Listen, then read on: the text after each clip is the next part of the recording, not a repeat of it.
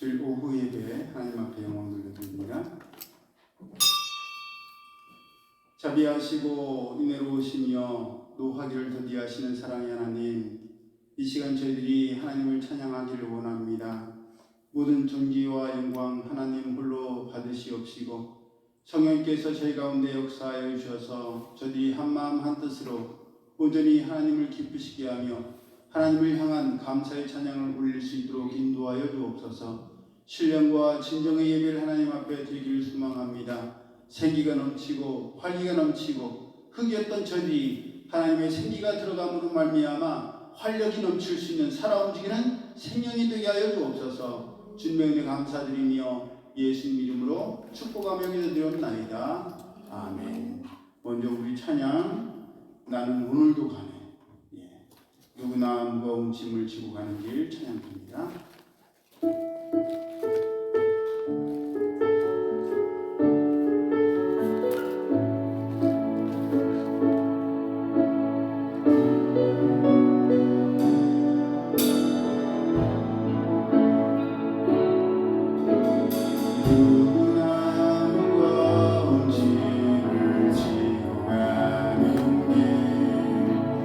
아무도 없지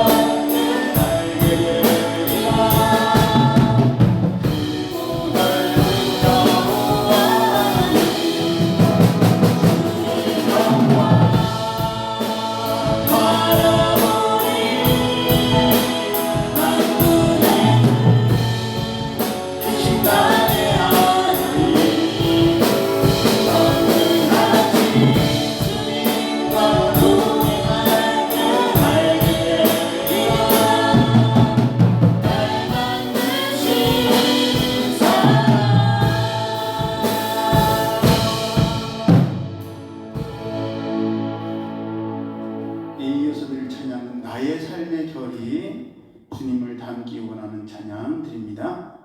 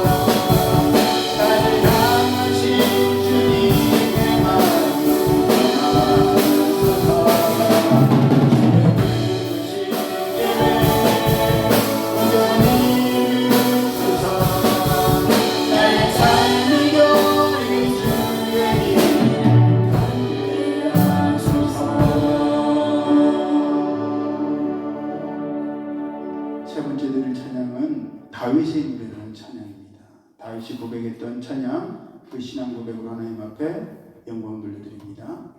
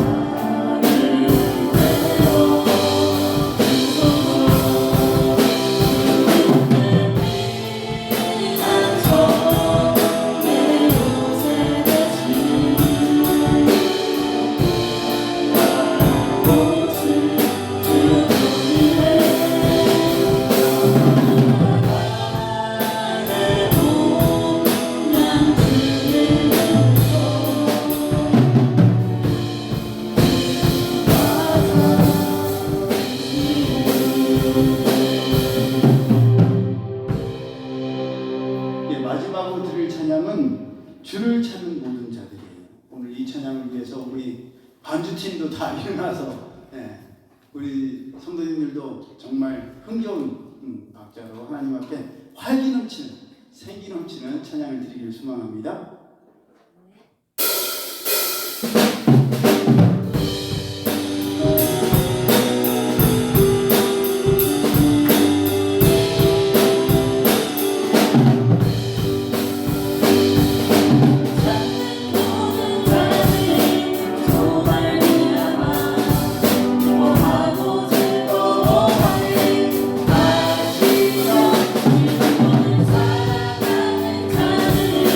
사랑하는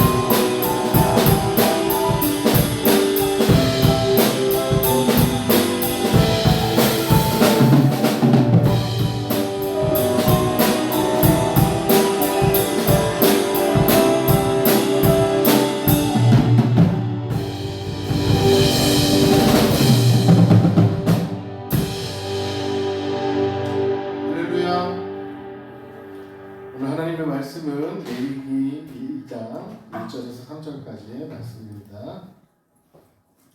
레위기 2장 1절에서 3절까지의 말씀입니다. 주님께서 원하시는 예배의 소재의 두 번째 시간을 갖도록 하겠습니다.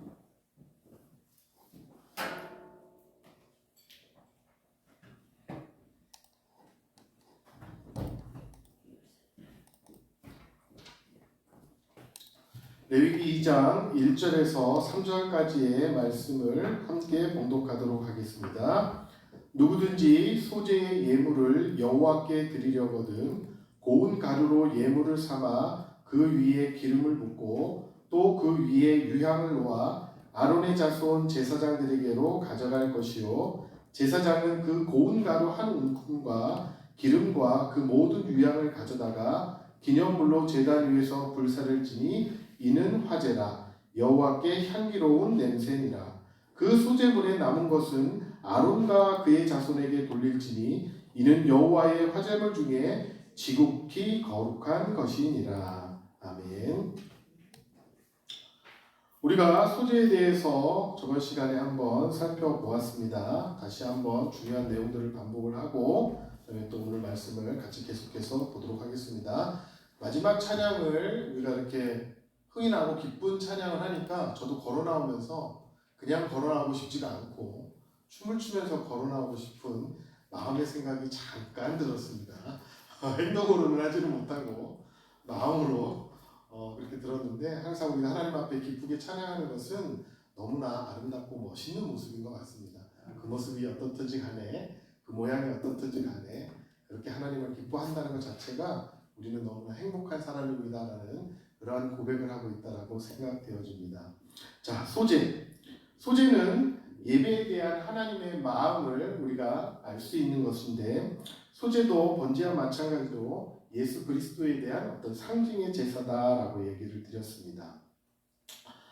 우리가 제사가 5가지가 있는데 번제, 소제, 화목제는 내가 의무적으로 드려야 되는 제사가 아니라 내가 하나님 앞에 어떤 이유가 있었든지 간에 내가 자발적인 마음을 가지고 내 스스로 선택을 해서 드리는 예배가 바로 이 번제, 그다음에 소제, 화목제 3가지 제사입니다. 그래서 이것을 자원제라는 말로 표현을 합니다. 그리고 다른 2 제사가 있는데 그 제사는 우리의 의지와 상관없이 무조건적으로 하나님 앞에 의무적으로 드려야 되는 제사가 있습니다. 그게 바로 속죄제와 속건제입니다. 그런데 우리가 이 2번째인 소제를 살펴보는 데 있어서 중요한 것은 바로 오늘 이 소제가 의무적인 제사가 아니라 내가 하나님 앞에 자원해서 드리는 제사다라는 점입니다. 왜 그런 표현을 우리가 많이 쓰냐면 우리가 하나님을 예배하는 데 있어서요. 예전부터 성수 그런 말을 많이 들었잖아요. 그래서 꼭 지켜야 한다. 꼭 해야 된다. 예, 저도 맞다고 생각을 하고 그 믿음과 신앙 안에 저도 아주 철저하게 주일날 음식조차 사지도 않고 뭐 돈을 쓰지도 않고 경건하게 토요일날 모든 것을 준비해서 드렸던 그런 어릴 때부터 그런 신앙을 저희들은 배워왔기 때문에 그것이 너무나 자연스럽고 다행스러운 것으로 생각이 되어집니다. 그런데 성경에서 가만히 보면 이 번제와 소제 그리고 이 화목제를 드릴 때는 이 예배를 드릴 때는 재밌는 것이 뭐냐면 거기에는 의무가 없는 거예요. 성수라는 표현이 없는 거예요. 저는 그게 굉장히 쇼킹한 거였어요. 예배는 내가 하나님 앞에 무조건적으로 의무적으로 반드시 드려야 되는 제사다. 그렇게 생각을 했단 말이에요. 그러니까 어떻게 돼요? 예배가 경직되어지고 따뜻해지고 그 다음에 또 어떤 때는 또 내가 하나님 앞에 예배 드리기 싫은 적도 있잖아요. 그런 마음이 들 때가 있단 말이에요. 그런데 의무적으로 그런 마음에도 불구하고 와서 그냥 억지로 드려지는 예배 이런 것이 계속적으로 반복되어지다 보니까 굉장히 매너리즘에 빠져버리는 그런 경우가 있었음을 고백을 합니다. 그것은 우리가 성경을 반만 알고 있기 때문에 즉 하나님의 마음을 반만 알고 있기 때문에 그렇다는 거예요. 그래서 이 자원제라고 하는 것을 하나님 앞에 내가 예배를 드리는데 이렇게 자유로워도 돼? 이런 생각보다는 왜 그런 것을 우리 가운데 허락해 주셨을까를 생각해 보는 게 더 중요하다는 겁니다. 여러분 한번 생각해 보십시오. 그 당시에 번제는요. 드리려고 하면 어느 정도 내가 가축을 기르고 어떤 그 재산 형성을 어느 정도 한 사람들만이 드릴 수 있는 제사였어요. 왜냐하면 집에 소가 있어야 되거나. 그런데 소가 한두 마리 있어서는 안 돼요. 왜? 그 중에서 정말 흠없는 소를 골라야 되기 때문에. 양도 염소도 마찬가지였어요. 그나마 동물 중에서 피로 흘리는 제사 중에서 이 비둘기를 잡아드리는 제사가 그래도 조금 이런 가축을 기르는 데 있어서 굉장히 어려웠던 사람들이, 즉 상편 자신의 어떤 형편과 사정이 조금 어려웠던 사람들이 드릴 수 있었던 게 가장 밑에 있었던 것이 비둘기잖아요. 그런데 그 비둘기조차도 드릴 수 없는 사람이 하나님 앞에 드릴 수 있는 예배를 만들어 놓으셨는데 그게 바로 소제라고 하는 거예요. 왜냐하면 곡식을, 내가 먹는 곡식을 다 드리는 게 아니에요. 어떻게 해요? 한 움큼을 가져다가 하나님 앞에 드리는 겁니다. 어떻게 보면 성경에서 정확하게 표현을 하면 한 2.5리터 정도의 곡식을 하나님 앞에 드리는 것을 소제라고 했던 거예요. 그래서 그것을 제사장이 한 움큼 갖다가 하나님 앞에 드리고 나머지는 누구의 몫으로? 제 몫으로. 그러니까 제사장의 몫으로 돌리는 게 바로 이 소제라고 하는 겁니다. 그래서 가축이라고 하는 것을 할 때는 상당히 많은 돈이 필요했지만 이 소제라고 하는 것은 정말 형편이 어렵고 힘들어서 하나님 앞에 내가 먹는 곡식을 하나님 앞에 드리는 제사가 바로 이 소제였다고 하는 거예요. 그만큼 하나님께서 우리 사람을 향한 그런 사랑과 배려를 가지고 이런 곳에 이런 하나님이 우리를 바라보는 마음과 시각을 이것에 심어 놓으신 겁니다. 그래서 하나님은 더욱더 이것을 자원해서 드리기를 원하셨던 거예요. 너가 마음이 없이 의무적으로 그렇게 드리면 무슨 소용이 있겠냐는 거예요. 하나님 앞에 내가 예배를 드리는데 강요에 의해서 억지로 의무에 의해서만 드린다라고 한다면 그것은요 도대체 하나님이 보실 때 무슨 의미가 있냐는 거예요. 그렇기 때문에 하나님은 이렇게 중요한 번제와 소제와 화목제를 너희들 자원하는 마음을 갖고 드려라고 허용해 놓으신 거란 말이에요.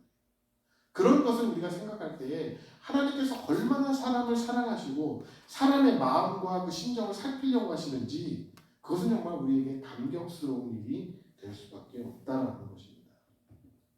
여러분, 보통 이 소제를 드리는 데 있어서 반드시 첨가해서 드리는 것이 있었는데 그게 무엇이었어요? 기름과 유향이었죠. 근데 이 기름이라고 유향이라고 하는 것은 영적인 의미가 있어서 제가 나중에 다시 설명드리겠지만 이 기름과 유향은요 굉장히 귀한 거예요. 오히려 곡식보다 더 귀한 가치, 웬만한 비둘기, 양, 염소보다 더 가치 있었던 것이 이 유향이었단 말이에요. 그런데 왜 굳이 하나님께서 이렇게 형편이 어려운 자들이 있는데 왜 그것을 첨가하라고 하셨을까? 그러면 더 힘들지 않겠느냐? 경제적으로 보면 분명히 힘든 것은 사실입니다.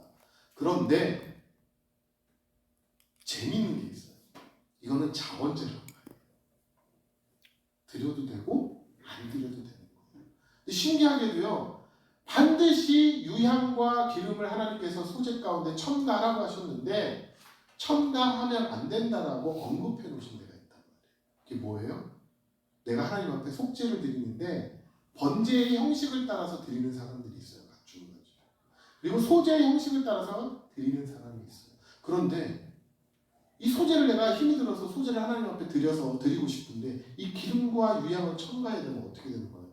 배보다 배꼽이 더 커진 거예요. 인간 입장에서. 그러니까 하나님 뭐예요? 너희들 반드시 의무로 드려야 하는 속죄제나 속건제에 대해서 소제의 형식을 따라서 드릴 때는 무엇을 첨가하지 말라? 기름과 유향을 첨가하면 안 된다라고 성경에 명확하게 기록을 해놓으셨어요. 왜 그러셨을까요? 그것은 의무 제사이기 때문에 그래요. 내 의지와 상관없이 너희들이 죄를 지으면 반드시 이 제사를 하나님 앞에 드려야 돼. 이 예배를 하나님 앞에 반드시 드려야 돼 라고 했었을 때 유향과 기름 너무나 높은 가치를 가지고 있는 걸 내가 어떻게 갖고 와서 하나님 앞에 드려요? 그럼 뭐예요 그게? 무슨 제사가 되는 거예요? 의무인데 진짜 억지 의무가 되는 거예요. 할 수 없는 의무가 되버리고 하나님 그런 예배 받으시지 않겠다라고 하는 거예요. 너희들 굳이 기름과 유향 가져오지 마. 곡물만 드려도 돼. 너희들이 의무적으로 드리면 돼요. 그러니까 그게 뭐예요? 예배조차도 우리가 하나님 앞에 드리는 건데 하나님은 그 드림 속에서 무엇을 보시는 거예요? 우리들의 마음을 보시는 거예요. 우리의 중심을 보시는 거란 말이에요. 이 얼마나 하나님의 저는 배려라고 많이 표현했는데 궁극적으로 얘기하면 하나님의 사랑인 거예요. 우리 인간을 향한 그 하나님의 사랑과 베푸심이 이 예배에서 하나님이 받으시는 예배조차 속에서도 드러나고 있다는 것은 너무나 우리에게 감격과 행복을 안겨주는 것입니다.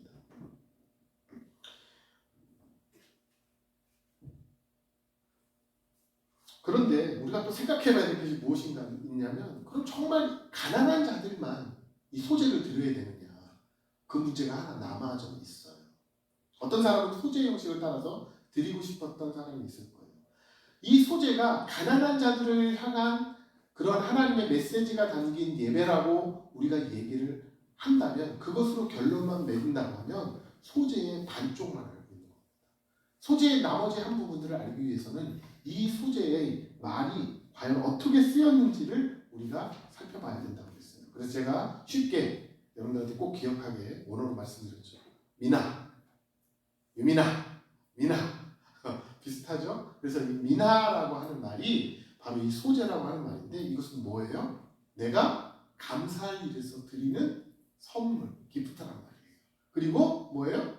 내가 다른 높은 사람들이나 이것을 받기에 충분한 가치 있는 사람들에게 드리는 뭐예요? 공물. 그게 뭐예요? 바로 이 소재라는 말의 뜻이다라고 말씀드렸습니다. 그래서 어떤 사람이 보다 높은 사람의 호의를 얻기 위해서 드리는 선물이나 공물, 이런 것이 바로 소재의 원래 말의 뜻이 된 거예요. 이것은 무엇을 말하는 거예요? 내가 어떤 사람한테 선물을 주고 싶어요. 제가 유미한테 막 선물을 주고 싶어요. 근데 그걸 의무적으로 주는 건가요? 아니란 말이에요. 마음속에 무엇이 있어서 유미에게 감사하고 고맙고 꼭 주고 싶은 그 마음이 있어서 그 선물을 생각하면서, 그 사람을 생각하면서 준비해서 드리는 거란 말이에요. 그게 바로 뭐다? 소재라고 하는 나머지 반쪽의 의미가 담긴 예배다. 그러니까 두 개가 같이 뭐가 돼야 되는 거예요? 결합이 돼야지만이 반드시 온전한 소재의 예물이 될 수 있다라고 하는 거예요. 그런데 여기서 우리가 또 하나 생각해보고 넘어가야 될 것은 무엇인가 하면, 이 소재는요, 제가 이제 뒤에도 다시 한번 언급을 하겠지만 피의 제사가 아니다. 이게 얼마나 획기적인 이 당시에 놀라운 일인가 하면요, 반드시 우리의 죄값은 무엇으로 치러야 되는 거예요? 피값으로 치러야 되는 거예요. 목숨으로 치러야 되는, 치환이 되어야 되는 거예요. 이완이 서로 바뀌어져야 되는 거예요. 그래서 어떻게 했어요? 재물한테 내 죄를 전가해서, 그 재물이 살아있으면 돼요, 안 돼요? 안 되는 거예요. 반드시 죽여서 잡아서 하나님 앞에 몽땅 다 드려야 되는 거예요. 그게 원래 해결의 방법이었어요, 하나님이. 그런데 하나님이 유일하게 어떻게 피 없이 우리의 죄를 용서해주는 방법으로 이것을 채택하셨다라고 하는 거예요. 그 하나의 방법으로. 이게 얼마나 획기적인 일인지 아십니까? 어떻게 보면 잘못하면, 이것을 강조하면 이단으로 몰릴지도 몰라요. 왜냐하면 그 당시에 반드시 나의 죄값은 나의 목숨값인데, 내 목숨을 취했는데 그 목숨 대신 재물이 죽었는데, 그렇게 해서 내가 용서를 받았는데 하나님이 이 피 흘림 없이 나에게 나의 죄를 용서해 주신다? 이게 얼마나 놀라운 일인지 몰라요.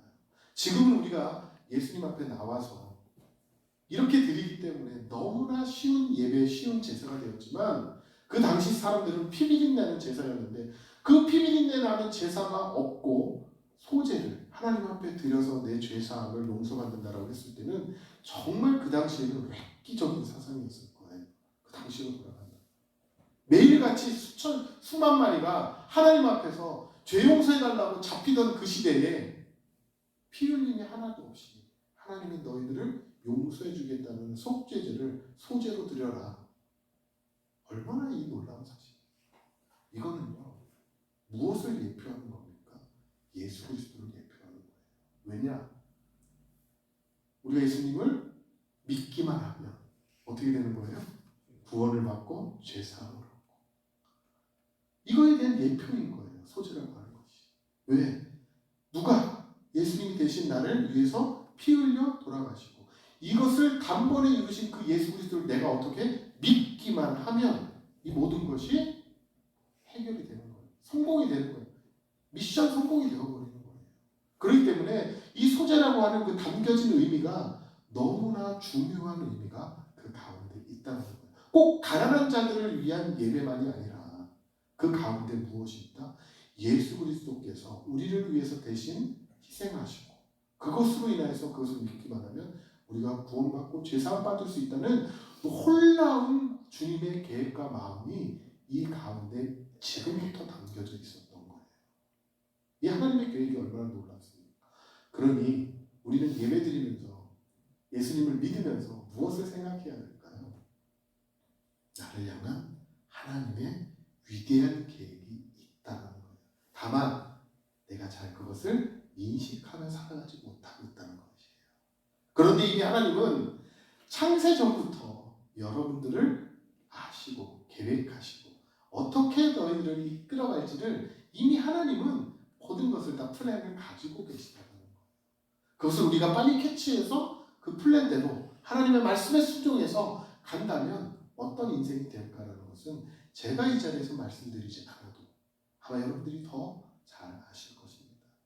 예배라는 것이 바로 이렇게 놀라운 것이고 소재의 예배라는 것이 바로 이렇게 놀라운 것이라는 것입니다. 그래서 이 소재의 원뜻이 바로 이러한 중요한 것을 가지고 있다는 말씀을 드렸습니다. 그리고 마지막으로 중에서 제가 오늘 좀 더 길게 하는 겁니다. 다른 예배는 즉 번제는 누구든지 와서 다 예배 드려도 된다. 소제도 누구든지 다 와서 예배 드려도 된다라고 말씀을 하셨는데 여기서 나온 대상인 누구든지는 말이 틀리다라고 했어요. 번제에서는 이야기한 누구든지는 누구라고 했어요? 여러분들이 너무나 잘 아시는 첫 인류인 아담이라고 하는 말하고 똑같다는 거죠. 누구든지 아무나 어떤 사람이든지 와서 번제를 드려라 그런 의미예요. 그런데 이 소제는요. 이 누구든지라는 말이 다른 말로 쓰였다. 영혼, 생명, 나의 삶 그것을 나타내는 네페쉬라고 하는 그런 단어로 사용되어지고 있다는 거예요. 그만큼 소제라고 하는 것은 누구든지 다 와서 예배를 드리는데 특히 어떤 내 영혼을 갈아놓을 수 있는 사람, 나의 생명을 모두 다 주님 앞에 던질 수 있는 사람들이 와서 해라라는 거예요. 여러분 한번 생각해 보십시오. 두 가지 의미가 있습니다. 정말 나는 넉넉해요. 여유로워요. 마음도 여유롭고 내 삶도 다 여유로워요. 하나님 섬기는데 아무 꺼리낌이 없고 부담이 없어요. 나는 뭐 대대로 목회자 집안에서 태어나고 대대로 그리스도를 믿는 집안에서 태어나서 예수님 믿고 교회 다니고 찬양하고 이 앞에서 덩실덩실 춤을 춰도 아무 부담이 없는 그런 사람이에요. 그런 사람들이에요. 그냥 나의 모든 것을 바쳐서.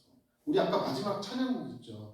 저는 우리 목사님이 이렇게 하면서 야 믿음을 맞춰 이 말씀하실 때 딱 제 가슴에 때리는 말이 있어서 그게 뭐냐면 야 저걸 리듬에 맞추기 위해서는 내 몸에 힘을 다 빼야 되겠구나.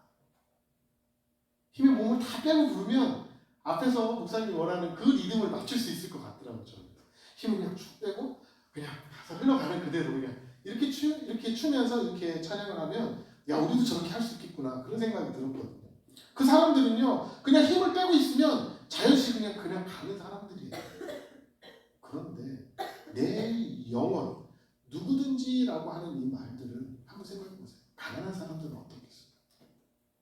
그 예배 속에 무엇을 갈아넣을 수밖에 없는 거예요. 내가 하나님의 드릴 물질도 없고요. 그리고 제 멋진 가게도 없고요. 너무나 그런 분위기가 익숙해서 좋은 분위기에서 하나님을 예배할 수 있는 그런 것도 없어요. 오직 지금 당장 가서 밖에 가서 이삭을 줍지 않으면 내 가족을 먹여 살릴 수 없는 그런 상황에 처한 사람들이 분명히 주위에 있잖아요. 그 사람들이 하나님을 섬길 때에 그 사람들은 무엇을 드릴 수밖에 없는 거예요. 자신의 영혼을 드릴 수밖에 없는 거예요. 자신의 생명을 드릴 수밖에 없는 거예요. 왜? 자기가 먹는 그 곡식의 가루 한 움큼이 뭔 거예요? 자기 가족이 먹어야 될 한 끼의 한 움큼이 될 수가 있는 거예요. 그렇게 사신 분이 누구예요? 예수님이잖아요. 그래서 소제는 자기 영혼을 갈아넣을 수 있는 사람들이 하나님 앞에 드리는 예배가 되었으면 좋겠다라는 하나님의 메시지가 담겨져 있는 예배인 것입니다. 그래서 이 누구든지 네페쉬라는 말로 따로 구별해서 쓴 거예요. 즉 소제의 재물을 가지고 하나님 앞에 예배드릴 사람들은 누구든지 와서 예배드리는데 어떤 사람? 내 영혼을 갈아넣을 수 있는 사람. 내 생명을 하나님 앞에 드릴 수 있는 사람들이 와서 해라. 그렇게 드린 분이 바로 예수 그리스도라는 거예요. 이렇게 기가 막히게 짜맞춰지잖아요. 그냥 봐도. 그런 예배가 바로 소재의 예배라고 하는 것입니다. 자, 그렇다면 이제 오늘 드릴 말씀은 무엇인가면 이 소재의 방법이에요. 번제는 어떻게 드렸어요? 제물을 잡고 가죽을 벗기고 기름을 다 떼내고 내장 다 구분해가지고 마디마디 다 쳐가지고 하나님 앞에 몽땅 불사르서 드렸잖아요. 그렇죠? 그럼 소재는 어떻게 드리는 겁니까? 곡식을 드리는 거죠. 자, 하나님 앞에 내가 쌀을 드렸어요. 내가 하나님 앞에 보리를 드렸어요. 내가 하나님 앞에 콩을 드렸어요. 그대로 원물 그 상태로 드리는 게 아니다. 오늘 성경에 보면 소재는 어떻게 드려라? 고운 가루로 만들어서 드리는 게 소재입니다. 곡식으로 드리는 제사가 소재가 맞는데 그냥 그 원물의 곡식을 갖고 하나님 앞에 드리는 게 아니라 철저하게 갈아서 어떻게? 그냥 가루도 아니고 고운 가루로 만들어서 하나님 앞에 드리라고 했어요. 그렇다면 하나님이 이렇게 말씀하신 의도가 있겠죠. 그 의도를 한번 찾아보는 시간인 것입니다.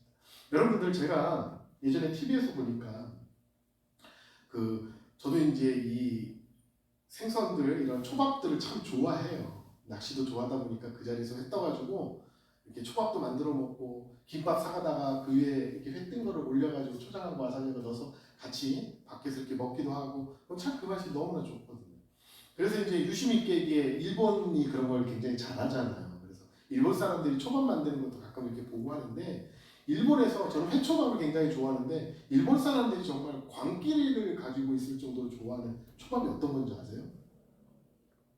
달걀 초밥이에요. 계란 초밥. 그런데 그것이 저는 만드는 과정이 굉장히 간단한 줄 알았어요. 근데 막 그 계란 초밥을 만드는 그 과정이 너무나 복잡하고 힘들고 손도 굉장히 많이 가더라고요. 근데 제가 그 계란 초밥을 만드는 과정을 보면서 소재라고 하는 것을 저렇게 하는 거구나라는 생각이 들더라고요. 그게 무엇인가 하면 저는 계란 초밥을 대충 이렇게 해가지고 붙여가지고 이렇게 계란을 만들어서 그 위에 올려가지고 밥에다 이렇게 하는 줄 알았는데 세상에 그게 뭐 곱게 만들 거라고 그 달걀을 까서요. 그 달걀 채 있죠. 아주 미세한 채 다 눌러가지고 그 미세한 채에 통과된 것만을 갖고 만들어요.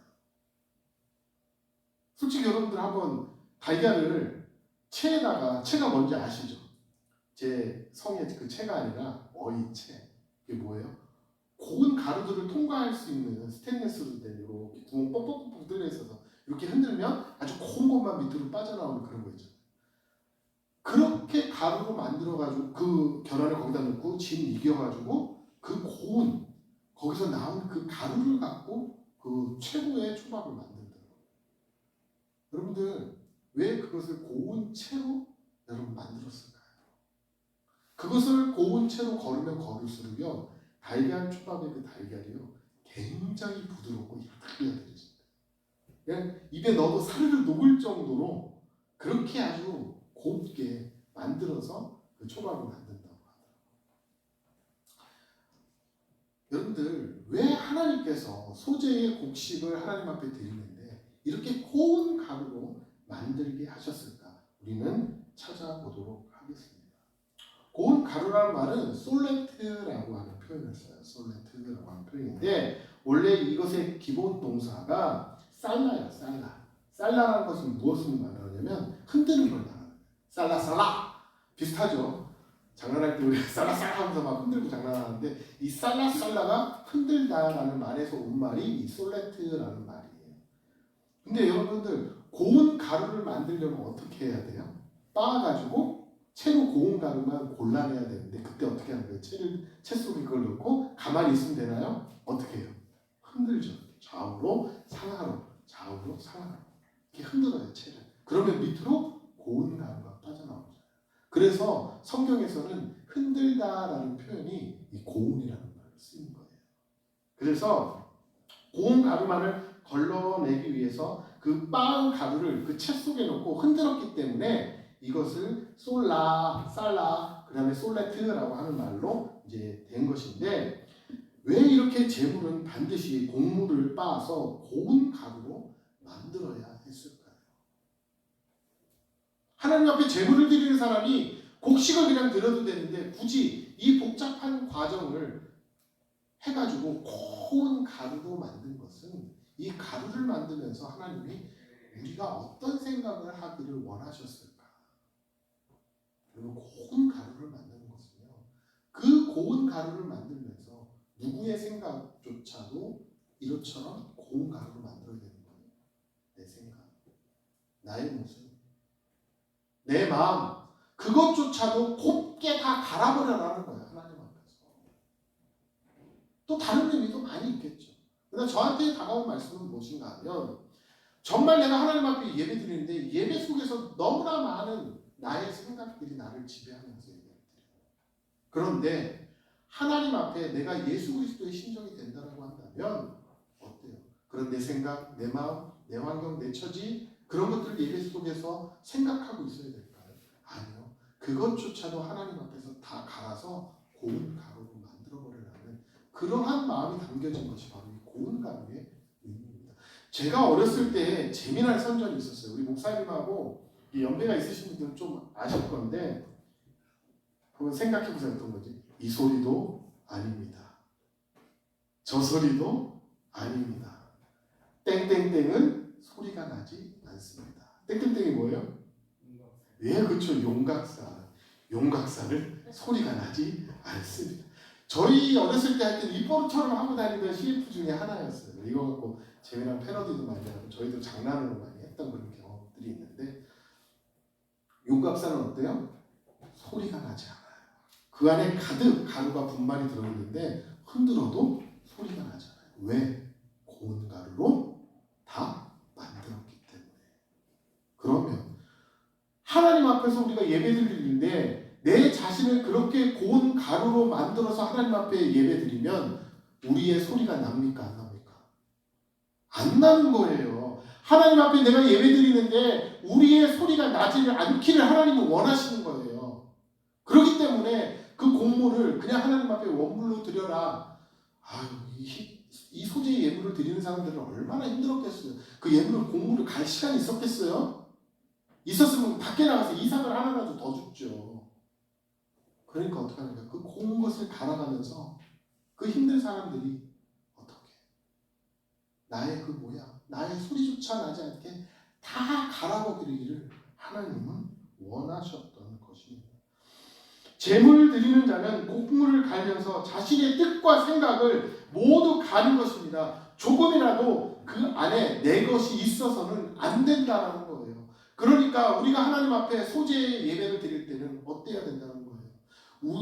그 예배 속에 내 안의 것들이 하나도 있어서는 안 된다라는 것입니다. 여러분, 그렇다면 이 고운 가루를 가지고 하나님은 무엇을 하시겠습니까? 여러분들이라면 이 고운 가루로 무엇을 하시겠습니까? 저는 수제비를 좋아합니다. 제가 어디 앞에서 감히 무얼 좋아한다는 별로 얘기를 안 하는데 왜냐하면 설교를 하다가 목사님이 이 앞에서 저 이거 참 좋아해요 라고 얘기를 하면 정말 그것이 안 좋아질 때까지 먹어야 됩니다. 왜 그런지 아세요? 대신박을 하면 보통 한 100가정 정도 이렇게 한 두세 달에 걸쳐서 돌아요. 그러면 제가 수제비 좋아합니다 하면 제가 신박할 때마다 뭐가 나오는 거예요? 수제비가 나와요. 그럼 100번의 수제비를 여러분 한번 저 먹어본 적 있거든요. 그렇게 먹잖아요. 물려서 못 먹습니다. 얼마나 힘든지.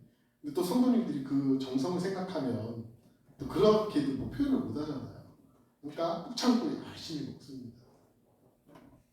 뭐 하나 좋아한다라고 함부로 얘기를 못 하는데 오늘 그냥 예시니까 말씀드리는 거예요. 저는 참 수제비를 좋아하는데 그 고운 가루로 사람을 어떻게 합니까?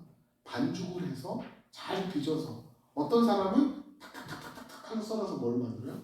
칼국수로 만들고 저처럼 뚝뚝뚝뚝 떼어서 수제비로 만들어 먹는 사람도 있고 그것을 열심히 밀어서 예쁘게 만들어서 어떻게? 만두로 빚어서 먹는 사람도 있다라고 하는 거예요. 여러분, 고운 가루는 내 삶에서 나를 철저하게 가는 것도 의미하지만 하나님 입장에서 보면 그 고운 가루를 가지고 여러분들을 빚고 만드는 과정이 있다는 하는 거예요. 그냥 고운 가루로 하나님이 받으시고 그것으로 끝내는 게 아니라 그 고운 가루를 반죽해서 뭔가 하나님이 만들어내기를 원하신다는 거예요. 우리도 이 고운 가루가 있을 때 그냥 놔두는 게 아니라 반죽해서 그것으로 뭔가 다른 음식을 만들듯이 주님께서도 이것을 통해서 우리를 새롭게 빚으셔서 우리에게 새롭게 되돌려 주기 위해서 고운 가루로 만들라라고 말씀하신 것입니다. 우리가 마치 만두를 만들어 먹는 것처럼, 우리가 마치 수제비와 칼국수를 만들어 먹는 것처럼 하나님께서는 이 나 자신을 전체를 다 갈아서 드리는 이 예배 속에서 여러분들을 고운 가루가 수제비로 변신하듯이, 고운 가루가 칼국수로 바뀌듯이 이 소재의 예배 속에서 여러분들이 하나님이 빚어놓으신 새로운 사람들로 바뀌기를 주님께서는 소망하고 계시는 것이 바로 이 소재의 예배라고 하는 것입니다. 제가 예전에 이 어린아이들과 사역을 하면서 재밌었던 경험을 한 적이 있어요. 이건 조금 위험성을 여러분들이 말씀드리려고 드리는 이야기인데, 이 열정이라고 하는 것이 사람을 참 힘들게 만들 때가 있어요. 주위 사람들. 그때 이 아이들과 함께 뮤지컬을 준비하면서 한 200여 명의 주일학교 아이들이 1학년부터 6학년까지 모여서 어떤 팀은 율동팀 뒤에서, 어떤 팀은 뒤에서 백코러스 넣어주고 찬양을 해주는 합창단, 그리고 앞에서 직접 연기를 하는 연기팀, 이렇게 나눠져가지고 한 집사님 선생님들에게 딱딱딱 한 팀씩 맡겨서 한 달에서 한 2달가량 열심히 연습을 시킵니다. 이게 저희들이 했던 전도대회 일환으로 했던 뮤지컬인데, 매년마다 이것을 하는 게 이 하나의 커다란 어린이 학교의 행사였어요. 그래서 이것을 딱딱딱 이제 집사님들한테 배분을 하고 연습을 시켜주고, 또 모여서 전체적으로 모여서 이것을 한번 맞춰보고, 이런 것들을 계속 반복해서 하는데, 어떤 그 맡았던 선생님이 열정이 너무 있으셔가지고 이 아이들이 하는데 그 아이들을 혼내는 것뿐만 아니라 그 아이들을 지도하는 그 밑에 선생님들까지 막 아이들이 있는 앞에서 막 지적하고 혼내는 모습을 제가 봤어요. 그것도 굉장히 심하게. 제가 그분의 총 감독님의 마음을 알아요. 그 열정이 있으셔서 완벽하게 하고 아름답게 하고 정말 훌륭한 전도대회가 되기 위해서 그렇게 하신다는 걸 알아요. 그런데 제가 하나의 의문을 가졌던 게 뭐냐면, 과연 아이들 앞에서까지 그렇게 하셨어야 되나, 그런 생각이 굉장히 마음에 들면서 한 예로만 드리는 거지만 그런 경우가 참 많아요. 교회 생활하면서. 여러분들, 내가 새롭게 빚어진다는 하는 것은요, 이 열정이라고 하는 부분하고 대치가 되는 부분이 있어서 말씀을 드리는 거예요. 나의 인간의 열정이 너무나 교회 가운데서 높아지잖아요. 그것이 어떻게 되는 줄 아십니까? 사람을 해치는 경우가 많아요. 그래서 그때 그 선생님들 중에 하나가 제 후배 전도사였어요. 마음의 상처를 너무나 받았어요. 나중에 뒤에서 펑펑 우는 걸 제가 봤어요. 그 아이들 앞에서 선생님에게 지적받고 혼나고 그랬던 건 너무나 가슴 아프게, 정말 자신의 헌신을 다해서 열심히 했던 친구예요. 제가 이름을 대면 여러분들 다 아셨어요. TV 화면에도 나왔던 친구. 지금은 하늘나라 갔어요. 제 후배 때. 저보다 일찍 갔어요. 코로나 때. 그랬던 열정의 친구였어요. 후배였어요. 얼마나 가슴 아파했는지 몰라요. 그래서 그 열정이요, 사람을 해치는 경우도 있어요. 그리고 그 열정 때문에 그렇게 아름답게 했던 열매가요, 덕스럽지 못하게 끝나는 결과로 찾아오는 것을 제가 수도 없이 경험을 해봤습니다. 그래서요, 우리는 더욱더 우리를요, 고운 가루로 만들어야 되는 거예요. 그 열정이 사람들만을 위해서 그랬겠어요. 그런데 그것이 너무 지나치다 보니까 어떻게 되어져 가는 겁니까? 사람을 자꾸 해치는 게 되는 거예요. 신앙에서 멀어져 가게 되는 거예요. 그래서 소재의 예배가 중요한 것은 나를, 그런 나조차도, 그런 열정조차도 철저하게 우리가 하나님 앞에서 고운 가루로 만들어야 된다라고 하는 거예요. 그렇게 됐을 때 하나님이 우리를요, 칼국수로 만들어 주시는 거예요. 새로운 음식인 수제비로 만들어 주시는 거예요. 그 고운 가루는 그 가루로서 쓸데가 없잖아요. 그런데 새롭게 음식으로 되어졌을 때 우리가 먹고 주위 사람들과 나누고 우리 주위가 같이 행복할 수 있는 음식으로 탈바꿈되는 것처럼 철저하게 우리의 삶을 하나님 앞에 갈아 넣을 때에 우리는 주님이 원하시는 새로운 음식으로, 새로운 모습으로 하나님 앞에 꼭 필요한 사람으로 재탄생되어질 수 있다고 하는 것입니다. 여러분, 그렇기 때문에 주님께서는 날마다 나를 이 소재의 예배를 통해서 새롭게 빚으시고 계시는 것이고, 그 빚음을 통해서 우리의 삶은 더욱더 풍성한 열매의 삶을 살아갈 수 있는 것입니다. 여러분, 헌신하는 자의 예배, 또 감사하는 자의 예배, 충성하는 자의 예배, 여러분들, 그것이 나만을 위한 것입니까? 우리가 헌신과 감사와 충성을 모두 하나님께 드리는 것입니다. 그러나 그 헌신과 그 감사와 그 충성이 거기에서 끝납니까? 아닙니다. 단지 나 자신만을 위해서 주님 앞에 나오는 자의 예배와 하나님 앞에 그리고 나와 함께하는 우리 교회의 지체들과 함께하는 헌신과 감사와 충성의 예배는요, 결코 동일할 수가 없는 것입니다. 그 이유는요, 그리스도인들의 소재의 예배인 이 헌신의 예배, 감사의 예배, 충성의 예배가요, 나 자신만을 위한 예배만이 되는 것이 아니라 그 속에서 다른 사람들을 향한, 즉 타인들을 향한 유익한 예배로, 유익한 은혜로 우리에게 되돌아오기 때문입니다. 여러분들 자전거를 타보셨습니까? 자전거가 넘어지지 않기 위한 단 하나의 방법은 무엇입니까? 페달을 계속 밟는 것입니다. 페달을 밟지 않으면 자전거는 어떻게 됩니까? 넘어지게 되어 있는 거예요. 내가 페달을 열심히 받아서 계속적으로 밟아서 속력이 높아지면 높아질수록 자전거는 어때요? 넘어지지 않습니다. 그런데 페달을 멈추는 그 순간, 그래서 더 이상 바퀴가 굴러가지 않는 그 순간이 되면 우리는 어떻게 되는 거예요? 자전거에서 넘어질 수밖에 없는 사람이 되는 것입니다. 바로 소재가 이와 같습니다.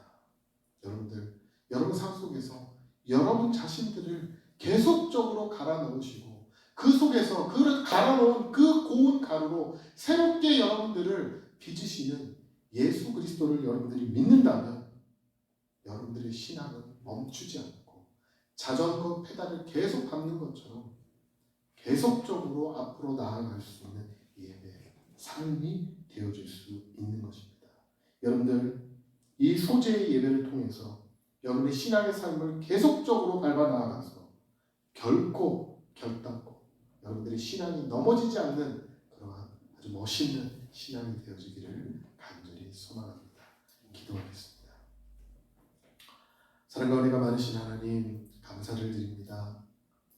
저희들에게 번제에 이어서 소제의 예배를 허락하여 주시고